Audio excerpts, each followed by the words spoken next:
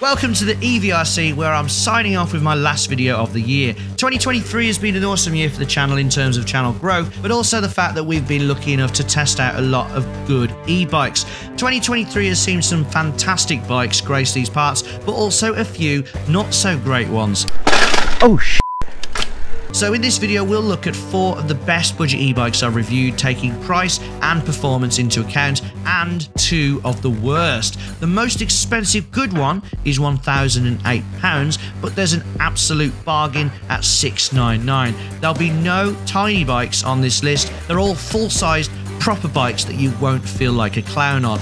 We'll also take a brief look towards 2024, where there will be plenty more to come, and one extra special bike that I'm extremely excited about trying. So let's kick off with the DYU GN29, which is a pretty normal looking mountain bike style e-bike. It's got 21 gears and a 750 watt 48 volt hub motor that was very strong indeed. It's capable of 30 miles per hour with a little help from you, and is great at climbing hills. A 100 kilogram rider like myself could get about 40 miles range, and that's going up hills and using the top speed mode. If you use a lower speed and pedal more and don't do hills, you'll get way more than that. It's very impressive indeed. It's currently £899 on Amazon, which is a great deal for this bike. I've put purchase links as well as links to all the original reviews in the description if you want to see more about them. By the way, how would you charge your e-bikes? I personally use the Ecoflow Delta 2 Max because it's a portable power station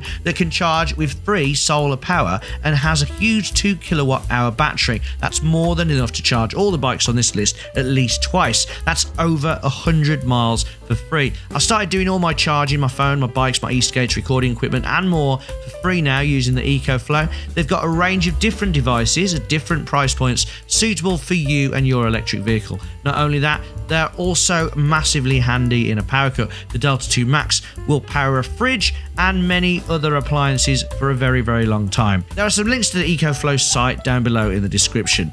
Next on the list is a bike that I absolutely love, both for its funky step through but cool looks and the cargo capabilities with the front and rear racks. It's sold as a 250 watt bike, so you can happily ride along without a throttle and a 15.5 miles per hour max speed and not have to worry about getting pulled over. But if you want to take it off-road with its beefy 4-inch thick 20-inch diameter fat tyres, then you can unlock the bike to reach its full potential. That's about 28 miles per hour and get use of the throttle. The battery is totally removable and gave a decent range of about 24 miles when going at full speed. You'll get much more in lower speed assist modes. With the code in the description, the bike is priced at an extremely reasonable £899. And now it's time for the first of my least favourite bikes of 2023. Now I need to own up to something. This bike actually isn't that bad.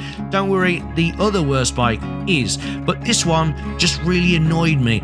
It's the Engwe C20 PRO, which actually looked great. It also went pretty far in the range test and is a nice option for those wanting a folding bike, but maybe not one as big as your usual fat tyre e-bikes. It's got 3-inch wide tyres, so chunky but not too chunky. It's a handy bike if you want to get it into your boot a lot or onto a canal barge or something like that. So why have I said it's one of the worst? Well, that bloody suspension really pissed me off.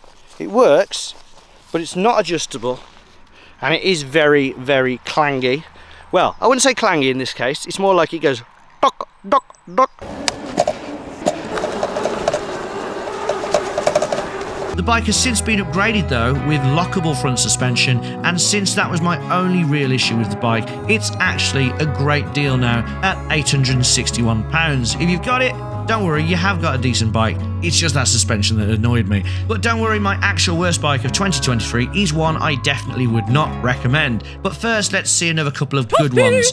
Here is probably the best folding e-bike of 2023. That's the Pivi Z20 Plus 1000. I've spoken about this bike a lot recently, but that's because it's so good. We put it up against probably the best budget folding e-bike of 2022, the Engwe Engine Pro, and it's fair to say it wiped the floor with it. Not bad for a bike that's badged as 250 watts. That's right, this beast can be locked to 15.5 miles per hour and no throttle, or you can let it loose and get close to 30 miles per hour on it. You might be thinking, but hang on, you can do that with any powerful e-bike, but the difference here is because the website says 250 watts. It's almost like evidence just in case you ever need it. It's got fantastic torque for carrying loads and going up hills. It's fast, comfortable with its dual suspension, and at £1,008 with my code, it may be the most expensive on the list, but it's also amazing value compared to similarly spec'd e-bikes. Oh, and it's got hydraulic brakes. Whoa. And now to the cheapest of my favourite e-bikes of 2023, the Bodywell A26. And this one has had a recent price cut. It's got £200 off, and now it's only £699. Unlike, say, the Pivy Z20 Pro, so not the Plus I've just mentioned, but the cheaper Pro. That's the one from the video where I went through all the back alleys of Wolverhampton and I was fearing for my life. The bicycle mode sat-nav was taking me to places I'd only ever read about in the newspapers. Oh, he wants me to get in there. All right. It doesn't use cut-price parts like the no-name Shimano gear set to get that low. When I reviewed the A26, I was impressed with just how well made the bike seemed. The gears and brakes worked well out of the box, and the 250-watt 36-volt motor was solid. It's not the biggest motor, and it doesn't unlock like the others to basically become a moped. The bike is a genuine 250-watt legal e-bike, although it does have an optional throttle that you can purchase for a little extra. It's an unassuming bike, one that wouldn't have you targeted by anyone, really. If you want a commuter bike that goes under the radar, then at under £700, you can't really go wrong with the A26. And now, the most disappointing e-bike of 2023. This is the Bezior X1500. It's a really gorgeous looking e-bike with so many awesome features, but one of those features, and it's probably the main feature and the main reason you're thinking about buying the bike, isn't quite as it seems. So stay tuned to find out what it is. Yes, it's the Bezior X1500, a bike that I was so excited about when Bezior offered to send it. It sold as a 1,500 watt monster, which at the time would have been the most powerful e-bike I'd tried, but it wasn't. The power underwhelmed, and its hill climb time up Sandy Lane was frankly disappointing. It was such a shame, as its striking yellow paint job and big fat tyres got it looks wherever I went, but the power just didn't match those looks. It turned out that although the motor was rated to be able to cope with 1,500 watts of power, the battery and the controller only generated 624 watts, which isn't really that much more than your average 250 watt badged e-bike. I would have loved to have changed the controller, but the battery capacity wasn't that great either, so it would have just killed the range. It was a double shame because Bezior wanted to send another bike if my review generated sales. That's right, my negative review if it generated sales. Well, my negative review generated no sales, and I haven't heard from them since. Yes, although some may not believe it, I am an e-bike reviewer, not an e-bike publicist. And that's that for the best and worst of 2023. Honourable mentions though to the DYU King 750. Great value, and with its kind of retro futuristic looks, I really liked it. It was sort of like a better version of the Bezior. The Engwe M20, which although has no utility or capacity to carry a passenger, is still one of my favourite bikes simply because it's cool.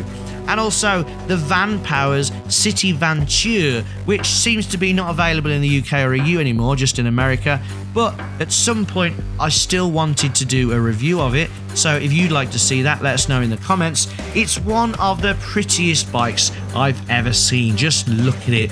And of course, my new favourite e-bike, the Enquiries X3000 Max, which is absolutely the beast that the Bezior should have been, with its two 1,000 watt motors, one at the front, one at the back. I didn't include it in this list as I haven't yet done a full review, but that will be coming in the new year.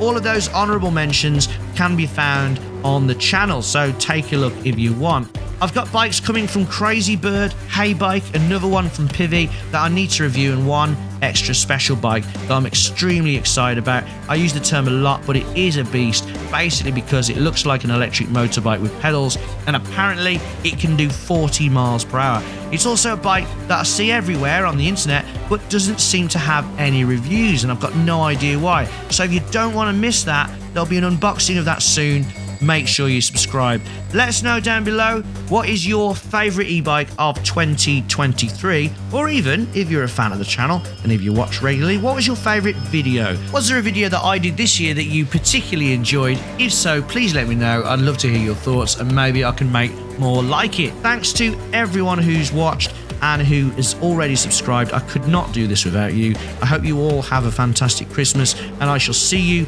in 2024. Until then, ride and drive safe.